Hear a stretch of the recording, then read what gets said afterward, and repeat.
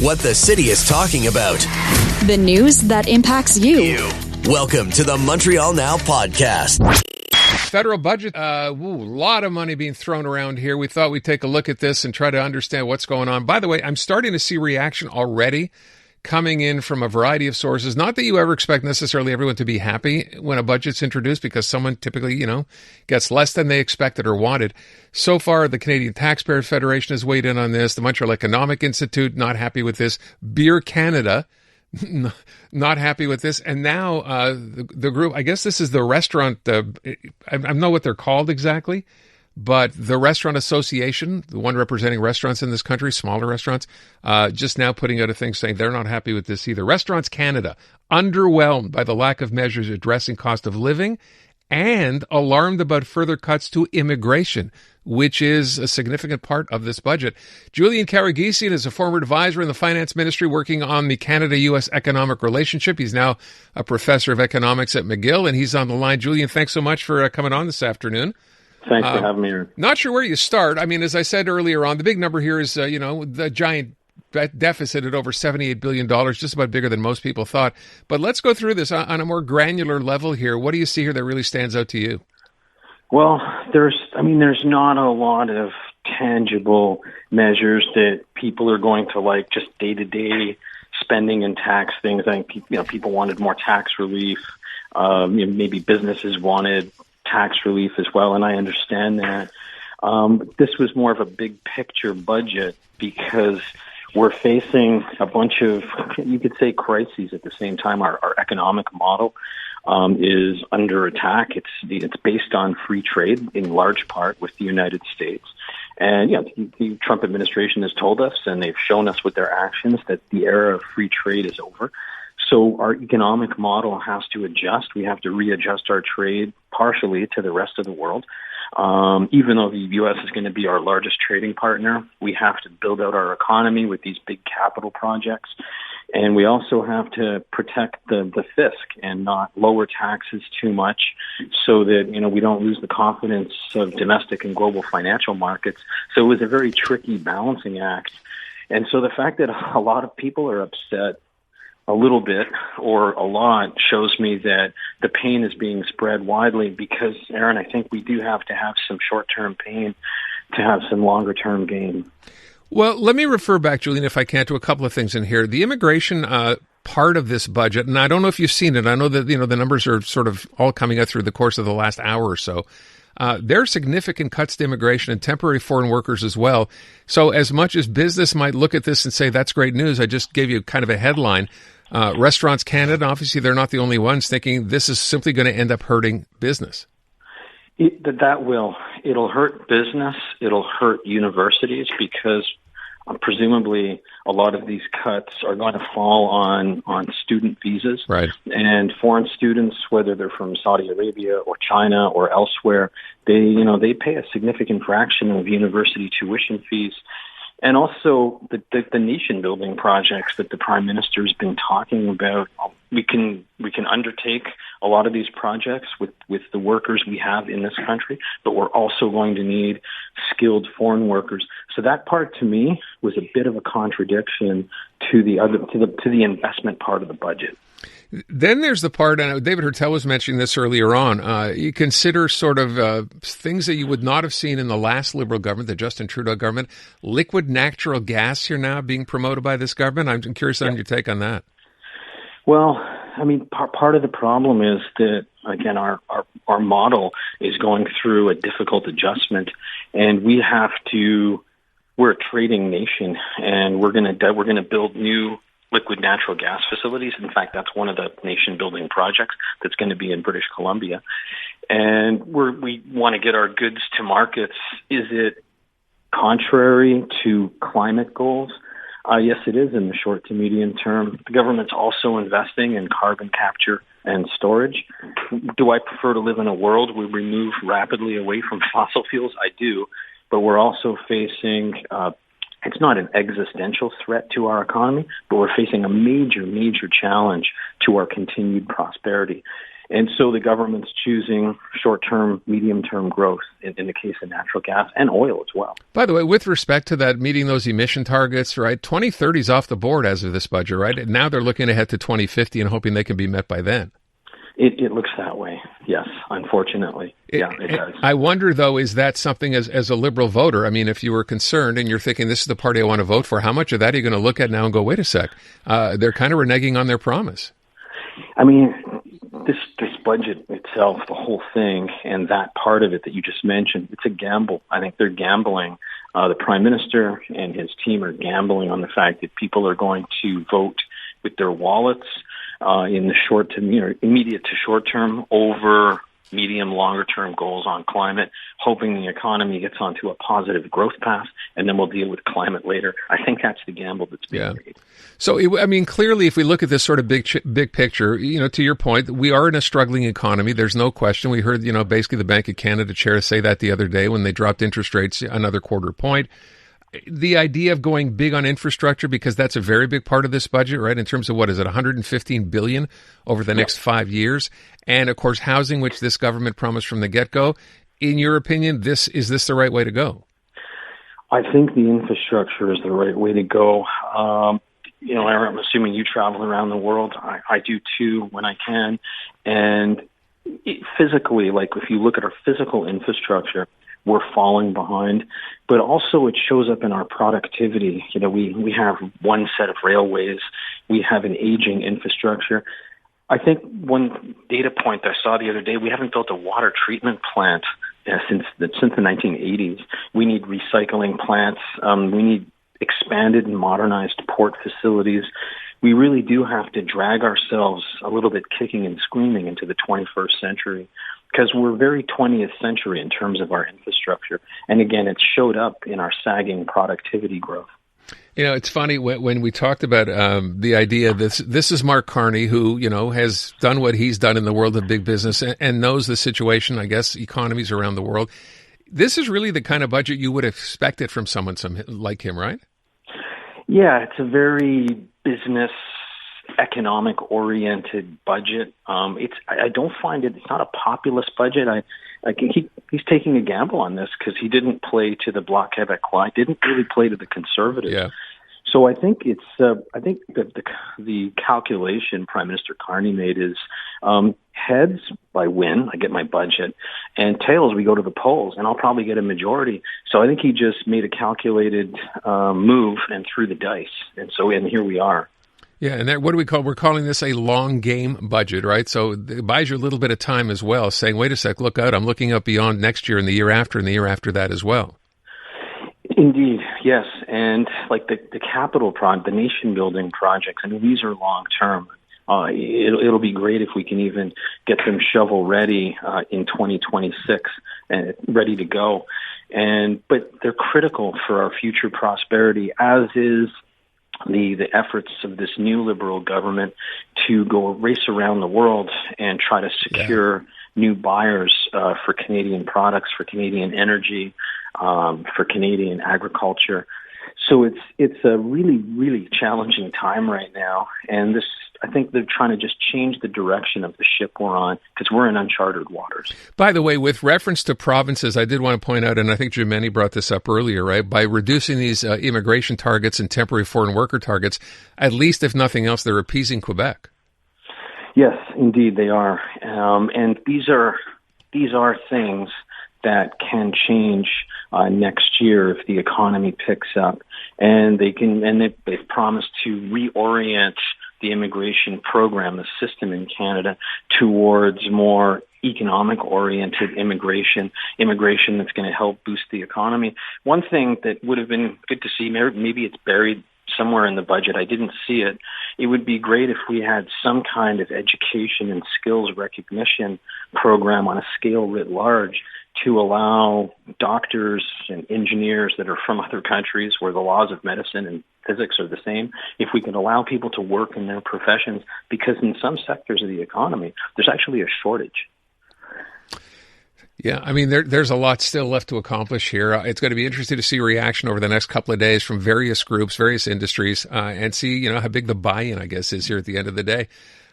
Julian, I thank you so much for the time. Did you want to add anything? No, just that, I think the main pillars of this budget push us in the right direction. Would it have been great to see more relief, tax relief? Absolutely. We're a very high tax nation. But that would have pushed the deficit higher and could have triggered some kind of decline in the dollar. So I think that's why they're kicking that can down the road a bit. All right. Julian, thank you so much. Really appreciate the time. Thank you, Aaron, Always for having do. me. Julian Karaguesian, who is now a professor, of course, at McGill, an economics professor, formerly in the Canadian Ministry of Finance. There's a lot in here, and I guess tomorrow we're going to have reaction. Take Taxpayers Federation, the Montreal Economic Institute. Everyone's got a different take, typically what you'd expect after a budget. But there are so many things in here, perhaps, that not a lot of people saw coming.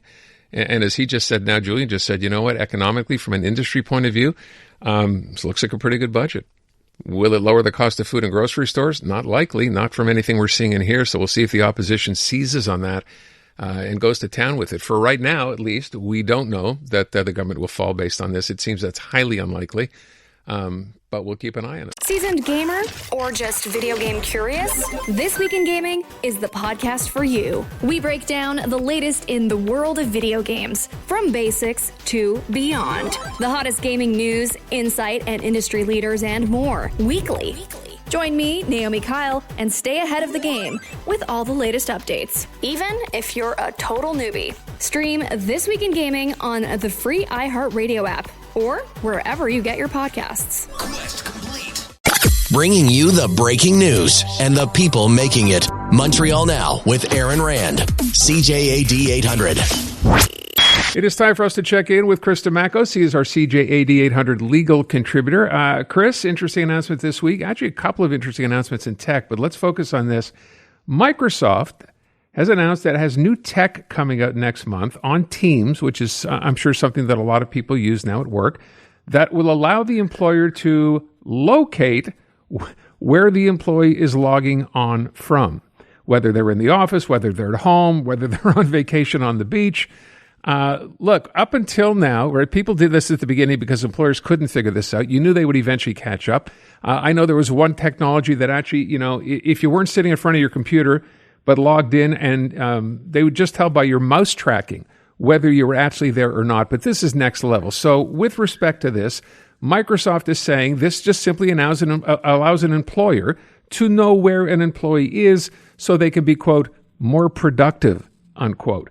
However, you'd expect, critics say all this does is let employers spy on you and catch employees who are in fact not in the office or pretending to be. So what are we making of this? And have there been cases like this where someone challenges this?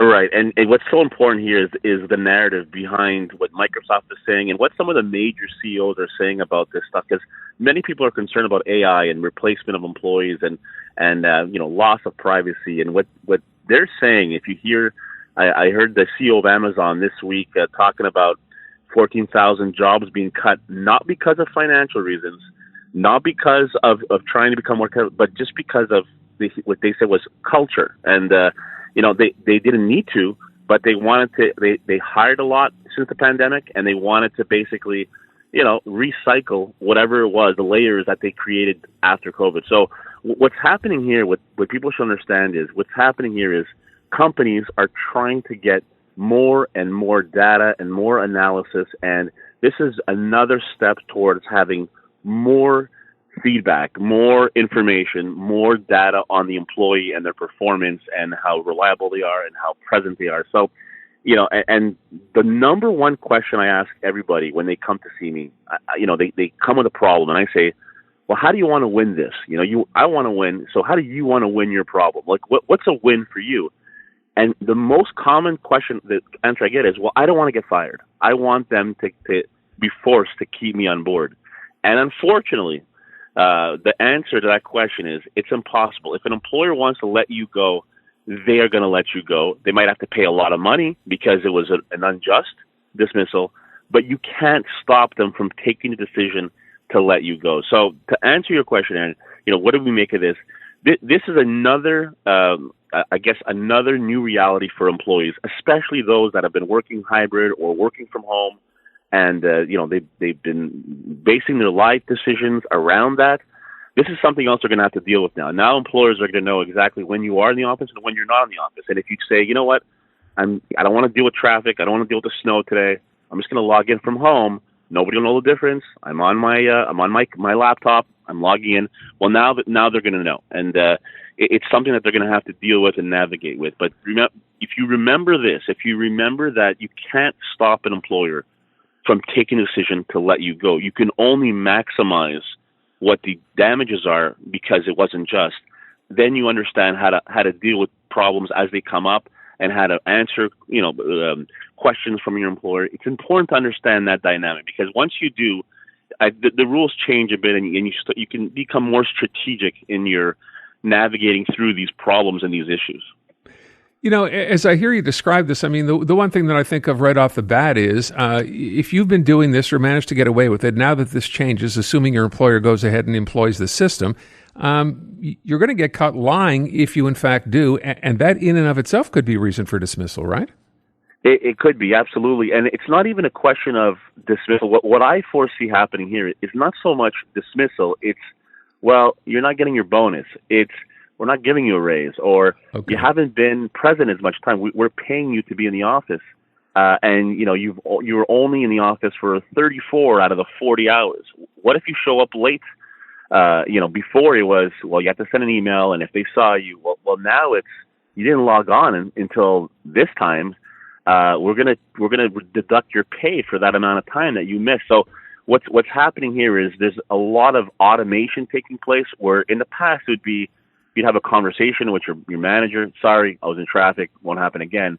To now just being a spreadsheet where, here are all the minutes that you missed while you were late coming in, 6 out of the 30 days in this month. So what's happening now is technology is becoming more and more, detailed in your performance, and the employer has a lot more information on how your month went at the place of work. So what I foresee happening is there's going to be a lot of conversations about that. There's going to be a lot of, hey, listen, I don't want you to deduct my pay. It was a one-time thing, please. There's going to be a lot of that kind of stuff. I don't see it being, jump right to termination or not. It's more a question of trying to manage the employees and discipline them through the information they're going to be getting now with all this new tech. Yeah, and of course, there's nothing to preclude you from talking to your employer beforehand if you know that the policy is going to be changing, or they're asking everyone to come back to work and saying, "Here, this is what I was doing." You can always try to negotiate something without just finding out you're working from home. I mean, that might be step one. Right, and that's the big one. Like what you just said right now is the best thing to do is when you get this notice to return to work, or 5 days or 3 days, and because of the decisions you made based on what the reality was for the last 2 or 3 years with COVID, well, there's an opportunity there to say, well, look, I mean, you're going to have to give me some sort of accommodation here, because it's not instant. I mean, the decisions I made were, sometimes it's as big as buying a home in a different location, and there's a lot of travel that's required. So you can negotiate that. Can you stop an employer from saying, if you don't come back to work, I'm going to let you go? The probability of stopping them to do that is not very high. It's very low. Can you get compensated for that kind of decision? Yes, absolutely. But, to stop an employer from letting you go, taking that decision, is very, very difficult. It's really the exception to the exception. So that's what you have when you go into these. I always say, always take a look at what the risks are with every approach you take. You want to sit down and think things through, understand what the risks are before you take a position and you deal with your employer. But that's a great example of saying, okay, you want me to come back to work? This is new to me. The last 2 or 3 years I've been doing this. I need some level of accommodation here. It could be time. It could be hybrid work. It could be a number of different things. It could be a change to my position. A whole bunch of things can come up. But the listener knows what's best for them. But understand that these things will come up, and you have to deal with them. Understanding what if there's an impasse, can the employer let me go ultimately? And if you're not prepared for that, well, then you have to try to adjust as much as you can, because that's always a possibility. Last question, quick, just with respect to, people who found themselves in a situation like this, you seen any cases like this end up in court where an employer simply won't bend, and where an employer says, wait a sec, this is what I was doing, and now I can't seem to get anywhere? Absolutely. And the way the court the first thing they do is they look at the employment contract, and many times there's nothing there. And then they look at the facts, factual, what's been going on, what would a reasonable employee expect to be take place at this point after having 2 or 3 years with the current conditions. And whatever's reasonable is the way the court moves forward with this. But there's no question an employer has the right and the discretion to call back their employees to work. Chris Dimakos, CJAD 800 legal contributor. Chris, thanks so much. Thanks, Aaron. The very latest news, reported and discussed. Welcome back to Montreal Now on CJAD 800. Carmi Levy, CTV tech analyst, joining us as he does every Thursday afternoon. So, Carmi, I'm very excited. I know we kind of talked about this before. I always bring this up because I saw a video someplace and I thought, hey, we can't be that far away from this. The Tesla, in this case, the Tesla flying car. Now, it's not a thing, but it could be a thing. Is that the idea? Yeah, Elon Musk wants us to believe that it's a thing. He was appearing on the Joe Rogan podcast the other day, and Joe Rogan was asking him about the Tesla Roadster, and that was the vehicle that was introduced in 2017. It was teased, and a whole bunch of people put down $50,000 deposits on this $250,000 vehicle. And yet we've heard crickets since then. They haven't actually delivered it yet. And so Joe Rogan was asking about it, and Elon Musk, rather than telling him, this is when people are actually going to get their cars, he started to talk about flying cars, and he hopes to unveil a flying car before the end of the year. And he talked about what he said is crazy, crazy technology. He said it looks like a car. It's technically a car, but it's something you're really going to want to see. He says it will be the most memorable product unveil ever. This is very similar to what he did a couple of years ago when also he was being pressured on when people are going to finally get their cars. And he said that he was going to put rocket assist on them to bring down the 0 to 60 time. So he's made this promise before. Everyone gets all in a tizzy, and yet there are people who have given him a $50,000 interest-free loan for 8 years, and he still hasn't delivered, let alone a flying car, a regular car. I think most of us would settle for a regular car by this point. Now, hold on a second, because Tesla had a Roadster, their original car, right? This two-seat Roadster. I remember taking one for a test drive a million years ago. You can go on eBay, by the way, and buy one of these cars for like 60, 70 grand US. So you can buy old ones. Is the issue that there's been nothing after a certain time? Yeah, so the original Roadster was based on a Lotus design that they sort of replaced with, they replaced the innards with electrics, and that was sort of the first Tesla that you could ever buy. And then when that ran its course, they showed a design for a new version, kind of version 2.0 of the Tesla Roadster. Okay. That was supposed to be like so much better. It was incredibly sexy looking, incredibly fast, 0 to 60 of 2.1 seconds. I mean, everything about this car was just off the charts. And of course, everybody put a deposit down on it, but we have not seen it since. And Elon Musk promises a lot of things, and I'll give him credit for the whole SpaceX thing, give him credit for getting Tesla to where it is now. But more recently, he's really failed to deliver on a lot of the things that he's promised. And in many cases, he's simply, like, for example, his big thing a couple of years ago was adding sound effects to the car so that it could sound like flatulence. I mean, that was a marketing feature. So he's got to get back to his basics. I know he's got a lot of other things on the go. But, these folks who are waiting for these vehicles to be delivered, they don't want promises. They want something in their driveway. So still no flying cars is what you're saying. No flying cars. I mean, look, I grew up on Jetsons reruns. I want my flying cars too. But Elon Musk is not going to be delivering them anytime soon. Fair enough. All right. Then there's a story here, and I don't fully understand what this means. What is ghost tapping? So ghost tapping is, and this is something we're going to have to pay attention to because we're going into the holiday shopping season where we're going to be in crowded malls and, walking down St. Catherine Street and all that. So the Better Business Bureau is warning us about it. Basically what it is you're walking down the street or you're in a crowded store. Somebody walks up to you with a card reader and they tap. They might bump you in the back or bump into your bag or your purse. And that activates the credit card that's in your wallet, or it activates the mobile wallet on your phone. So you take a look at your transactions and you realize, I didn't buy that, and yet someone has literally stolen virtual money from you. So they're saying to be incredibly careful. Watch your cards and your phone.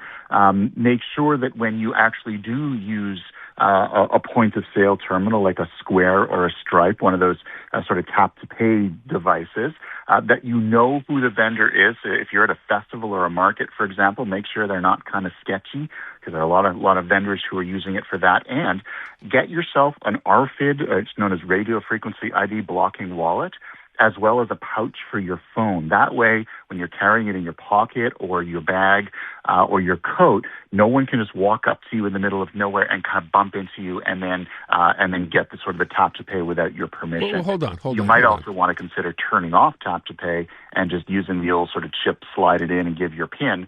That requires authentication. Tap to pay does not. Hold on a second. Are you telling me that I could have my phone in my pocket, or I'm not holding it, it's in my pocket, and someone could walk up to me and, just tap my pocket with whatever device they have and actually get it to pay for something? They absolutely can. So just about every smartphone that you buy today has a technology called NFC, Near Field Communications. That's what allows you, when you walk up to pay for your groceries, you pull your phone out of your pocket, you reach over to the point-of-sale terminal, and then you tap it. And so same technology as in a tap-to-pay card. We love it because it's convenient, because you don't have to use a PIN. You don't have to enter a password. Tap, paid, gone. And of course, so that very technology, it works within about 10 centimeters. It's very short-range radio, but it is good enough that if someone gets up close enough to you in public, say in a crowd, maybe in the metro, somewhere where, they would be literally standing right next to you, it's fairly easy for them to bump you, activate the tap-to-pay mechanism, and before you know it, you have made a purchase that you did not intend to make. Okay. How do I turn this off on my phone? So you turn off the tap-to-pay functionality. It depends on whether you're using iOS or Android, but you can turn that off or just don't set up your mobile wallet. But also, this is a risk for regular old plastic credit and debit cards. So you might want to keep them in a shielded case. It's known as a Faraday case. You can buy them for cheap, but I highly recommend if you go out in public, use one of those. They told us to do that for car keys, right? If you left your car key just inside your door, right? People are stealing it by having the same ability to just go ahead and get your code. And that's, they said, put it either in tinfoil or get one of these, what you just described, one of these pouches, and that would work to, keep your car from being stolen. While you're talking, I just went on to, so I have an iPhone, and I went tap to pay. Nothing comes up as tap to pay. So I'm going to have to find the settings somewhere else to turn this off. Or if your credit card or your debit card in the setup for that, you can turn off tap to pay on the card and on the account. Okay. Oh, I see. Pre-authorized payment. Okay. Not for me, asking for the listeners. Okay. And then finally, let's get to this story, which is study concludes cybersecurity training doesn't work. Well, that's good to know. Yeah, University of California at San Diego Health, they researched 20,000 employees, and they found that even if they had been trained on learning to recognize what a phishing message looks like, in some cases, the folks who got the training were actually more likely to click on a fake lure than folks who got no training. And they found that it doesn't matter whether you got trained a month ago or whether you got trained a year ago. The effect of traditional training methods isn't working as well as we would like it to work. It's not protecting us better. The lesson out of this, though, is that it's not that training isn't effective. It's the kind of training that most companies roll out.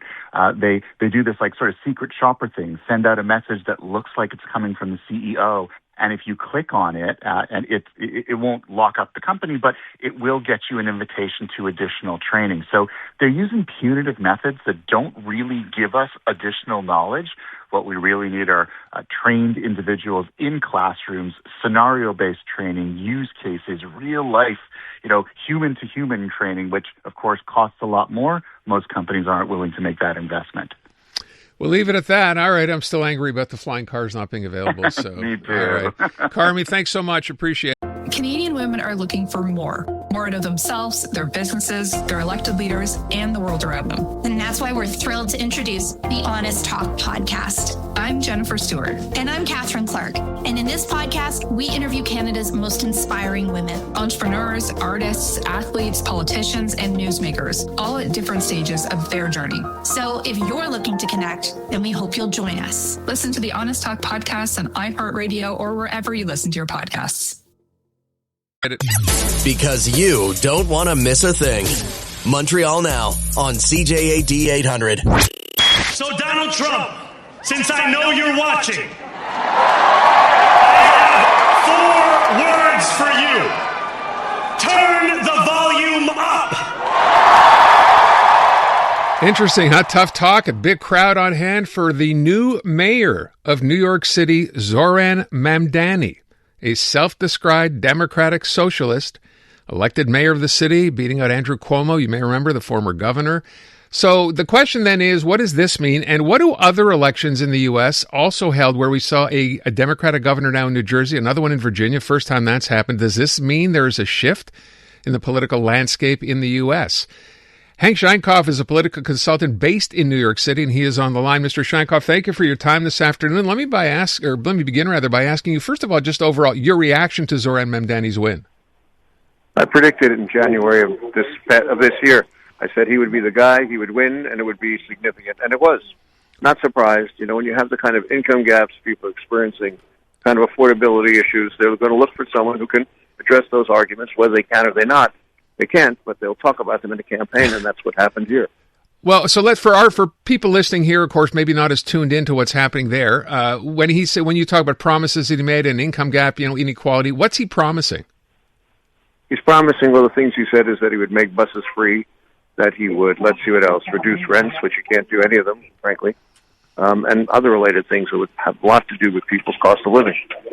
And that's pretty significant arguments to make. Now, whether he can do them or not, as I said, is not the question, but they sound good in a political campaign, and nobody ever said that political campaigns, in truth, have to meet that often.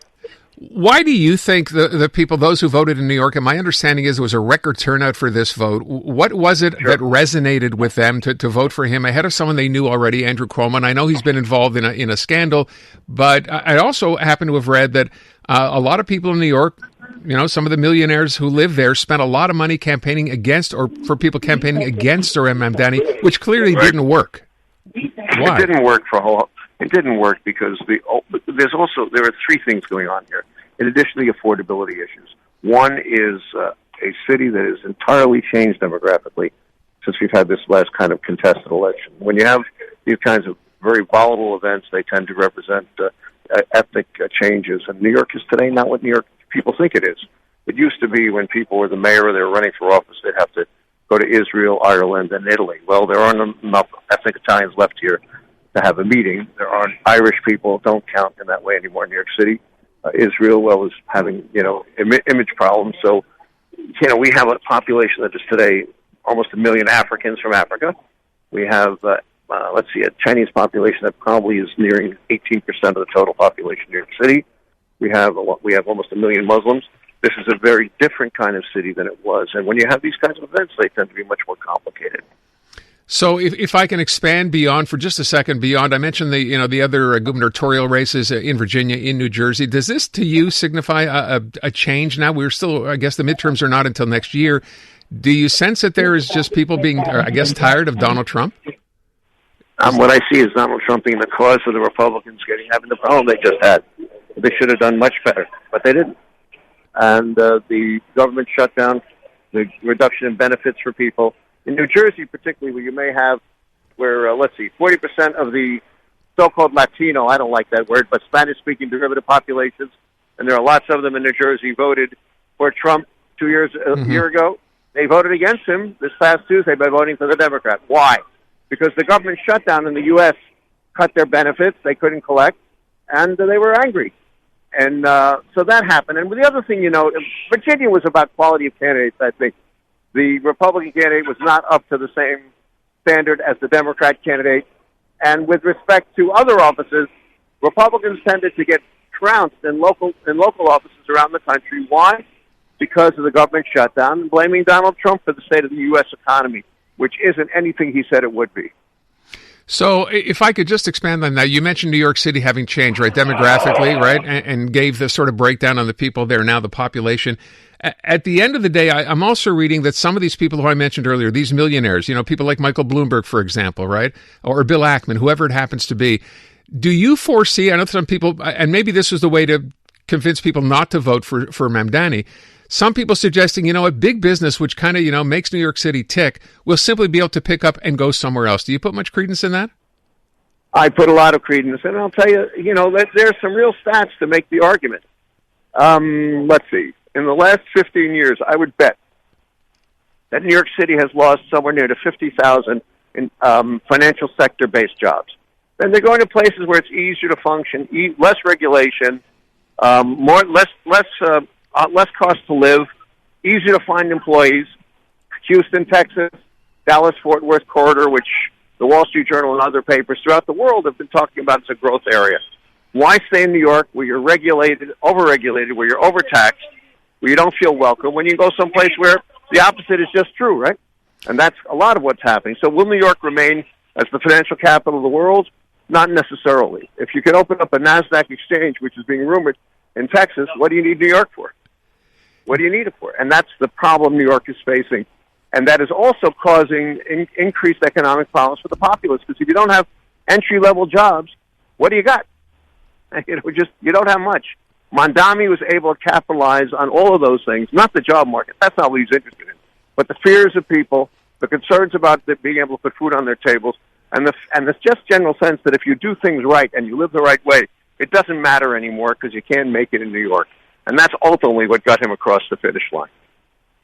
As you say that, I think to myself, people obviously bought in, they voted for him. You think that is true? There's room for everyone there if you just want to go ahead and have a decent living in New York?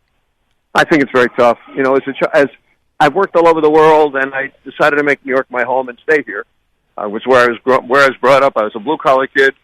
I was a unionist. I was able to go into a restaurant, join a union, and make a buck and put food on the table, which I had to do from the time I was 12. That kind of life doesn't exist anymore. That's not the city we're living in. If you want to get a job and you need a buck, you need to make a couple of bucks to pay the rent. I used to knock on store doors and say, do you need anybody? Do you need anybody? Until they told me whether they did or they didn't. Most times it was no. What do? You knock on a door that says, Mr. Pan Quotidian, please give me a job? Or Mr. Other Corporation? That level of relationship, it gets people in the door to help them start a life. Doesn't exist anymore. Yeah. That's part of the problem. The other part of the problem? Yep. Yeah, go ahead. No, please, go ahead. The other part of the problem is what? The other part of the problem is those opportunities to get into the system in other ways are just disappearing as well. So you have a city that's become very, very bifurcated. Very rich people, actually trifurcated, very rich people who are able to live because they put in a couple of bucks away, and those that are struggling and would like to be rich and don't want to be poor. Different question. Different kinds of people. And people are hoping that they can make that some way, having come from other countries. It's becoming more difficult to do that. I'm going to leave it at that. I wanted to ask you, but I'm out of time. I remember New York in the 70s under David Dinkins when the city was basically such a mess. Do you worry that it's heading back to that? I'm worried that the police department won't. We have the best police department in the world, although I love all the Canadian cops too. But the reality is that if you don't have an NYPD that can do its job, why would people want to come here? Yeah. This is a storied place. They make films about NYPD detectives, right? We don't have enough detectives today. What's going to happen in the future? And those are things to really worry about. Mr. Sheinkopf, I thank you for the time. Appreciate the insight as well. Thanks so much. Thank you. Take good care. This has been the Montreal Now Podcast. Listen live on your radio, weekday afternoons from 2 to 6. On CJAD 800. Or through the iHeartRadio app. Unmistakably Canadian. It's the music that raised you. The artists raising the bar. Hi, this is Bryan Adams. Hey, my name's Brett Emmons. I'm from the Glorious Sons. Hi, I'm Nelly Furtado. Made in Canada. The station that champions Canadian music. Loud, proud, and all yours. No passports required. Just press play. Tap into Made in Canada now on iHeartRadio.ca or the free iHeartRadio app.